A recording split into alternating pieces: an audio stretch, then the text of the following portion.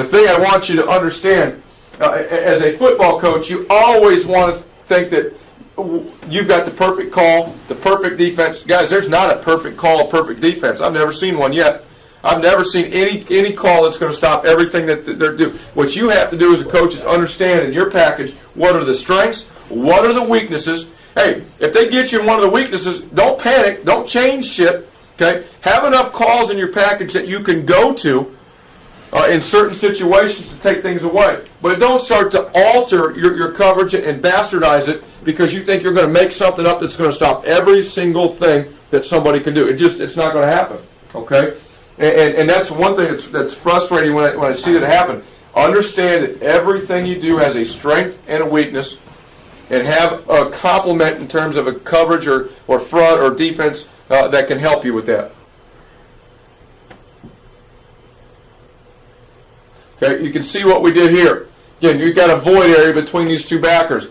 One of the things we've done to help that is called two drop. Two drop, drop somebody there. Offenses think they get that right there. Two drop, drops a lineman in that void area. Really nice job right there. Gets in the window.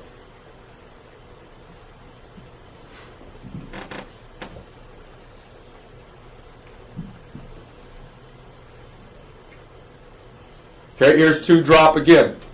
Dropping a guy out to take the vacated area by the Mike linebacker. Okay, here we're getting too wide in our linebacker drop. He should be going straight back 1 yard outside the hash. He's too wide with his alignment. Then he's working for width instead of depth on his back pedal. Here's the check down route. They could have had, but we have the drop guy. He takes it away. Okay, lateral shuffle, force him back inside. Lateral shuffle, could keep going. I'd like to see him get a hand on that guy to slow him down. But then he'll flip inside and he'll carry. You can see him start to choke it down. Both of them start to choke it down. Go from a crossover run to a slight shuffle.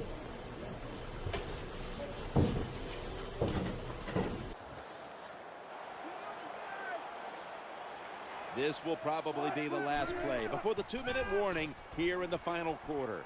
Throws to the right. They fail to convert, and now a change of possession. Let's go, come on. Finley's playing out of position in the backfield here. They'll go shotgun here. And Vaughn Miller.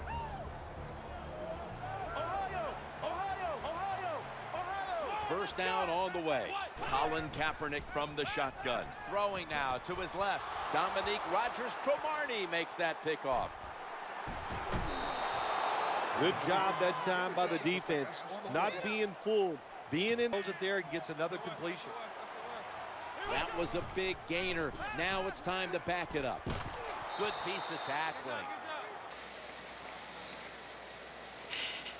What is up, guys? NYKia31 here, bringing you some Madden 25 footage.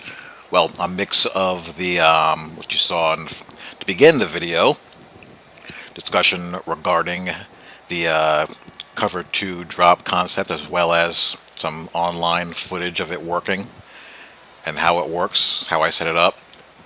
And actually, before I go any further, some thank yous are in order. I've had a bit of a subscriber uptick this past week, and I cracked 1,900 subs, so thank you. Thank you guys for watching. I appreciate it. And, you know, for your newer guys, this is how I roll. I am someone who tries to marry what happens in the real world with the virtual world, and making it work as best as it can in a virtual environment, you know, understanding that it is a video game and you're not going to get it to look exactly the way it does in real life. And I'm not someone who freaks out just because something isn't exactly the way it is in the game as it was when I played or when I coached or what I see on TV. There are other guys on YouTube who do that. You're more than welcome to go watch them if that is your thing. That's not the way I roll. So, you know, I feel like I do a pretty good job of fulfilling my little niche in this YouTube football video game community. So let's get to it. And this video was in response to a question that I received from a viewer about, situational play calling and adjustments in the Tampa 2 scheme that I run, as people have, tried it out for themselves, put their own little tweaks to it, and, seem to like it.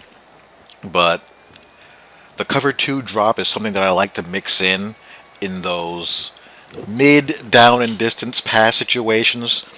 3rd and 5, in this case 4th and 4. Anywhere between, I would say, 3rd or 4th and 4 and 8. And I specifically use it for a couple of things. One is to obstruct the halfback angle route. The concept where you have a tight end busting down the seam and the running back angling out behind him.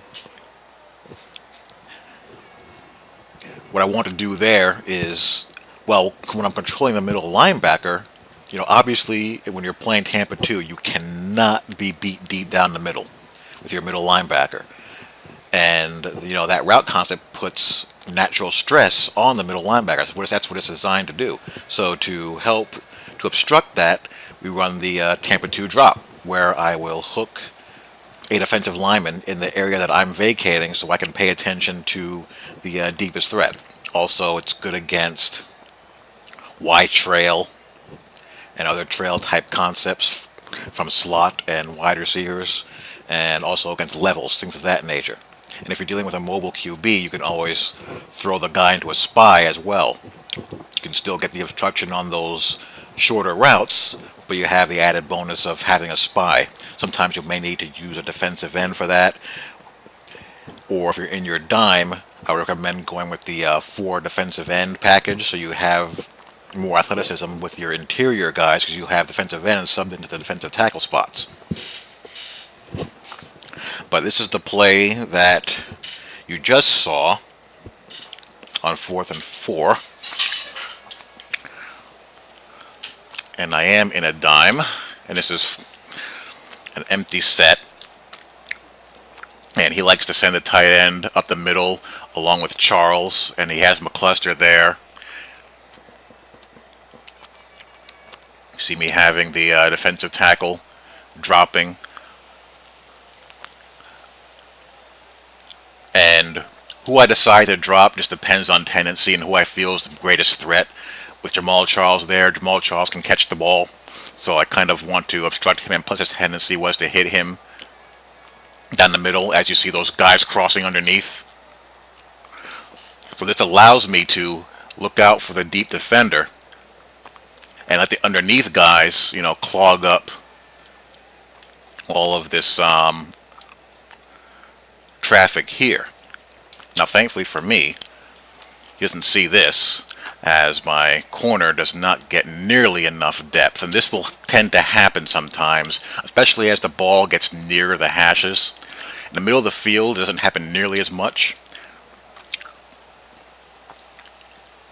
which is why I tend to mix in cover 6, cover 3 double buzz, and cover 3 cloud when the ball gets near the hashes.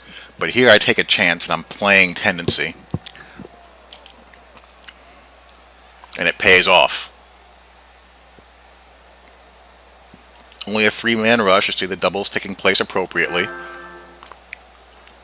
And Branch actually does a nice job of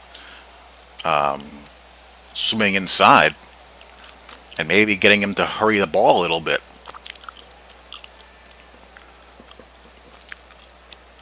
Here I am with Paul Puz deep on Charles. And the big fella does a nice job of obstructing and getting in the way.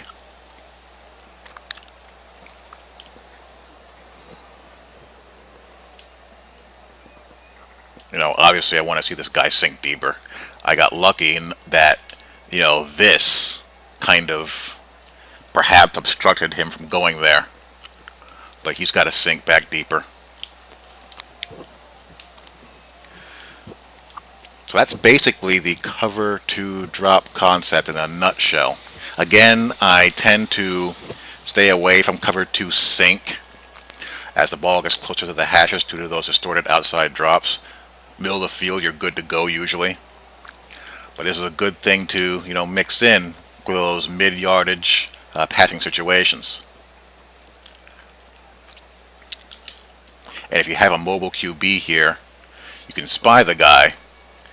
You'll still get decent depth to obstruct the shallow routes with the bonus of having a spy. So nice job. This will be a bit of a video-rama weekend. I'm going to have a video on run defense following this as we get to the home stretch of the Madden 25 year. I'll give you some plays to, help you guys get prepped for Madden 15 and help you to at least slow down a little bit these insane pistol runs, pistol option game, shotgun option game, and toss game. I also have the New Orleans Saints Gulf Coast offense to break down and talk about. That's been a lot of fun to study.